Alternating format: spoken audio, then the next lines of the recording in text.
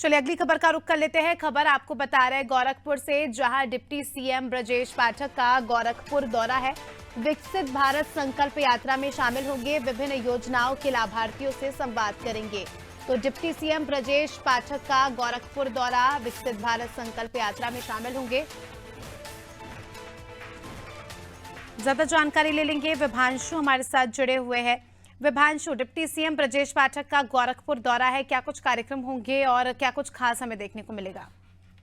बिल्कुल, आपको बता दें कि राजधानी लखनऊ के कार्यक्रम को संपन्न करके मॉडल टीकाकरण का उद्घाटन करके उप मुख्यमंत्री ब्रजेश पाठक सीएम के गृह जनपद गोरखपुर जाएंगे, जहां वो आपको बता दें कि विभिन्न कार्यक्रमों में हिस्सा लेंगे। सबसे पहले अगर बात की जाए तो 12:30 बजे वो पहुंचेंगे और सरदार नगर ब्लॉक के खैराबाद गांव पहुंचेंगे, जहां प्रधानमंत्री नरेंद्र मोदी की जो विकास की गाड़ी योजना है, जिसमें जो 9 सालों के अंदर में केंद्र सरकार की तरफ से विकास कार्य किए गए हैं, उसको जो कहीं ना कहीं एक डिजिटल तरीके से लोगों के बीच जाकर संवाद स्थापित किया जा रहा है। तो विकसित भारत संकल्प यात्रा यानी कि उस डिजिटल टेक्नोलॉजी के जरिए लोगों से प्रधानमंत्री ने कल संवाद किया और देश के अलग अलग कोनों में ये गाड़ी जा रही है। तो इसे कहीं ना कहीं विकसित संकल्प यात्रा में मुख्य अतिथि के तौर पर सम्मिलित होंगे।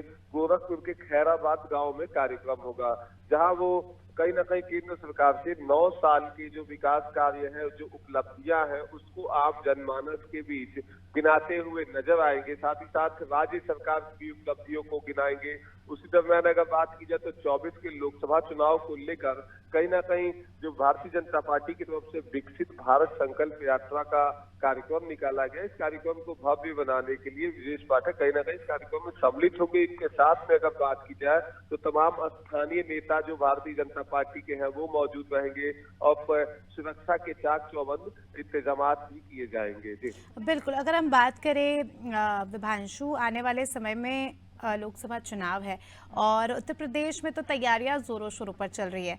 क्या लगता है इस प्रकार की यात्राएं कितना प्रभाव डालेगी आने वाले चुनावी समय को देखते हुए? बिल्कुल, अगर बात की जाए तो इसको हम जोड़ के देखें अस्मिता भारतीय जनता पार्टी से कि कोई भी चुनाव खत्म होता है उसके ठीक बाद भारतीय जनता पार्टी अगले चुनाव की तैयारियों में लग जाती है।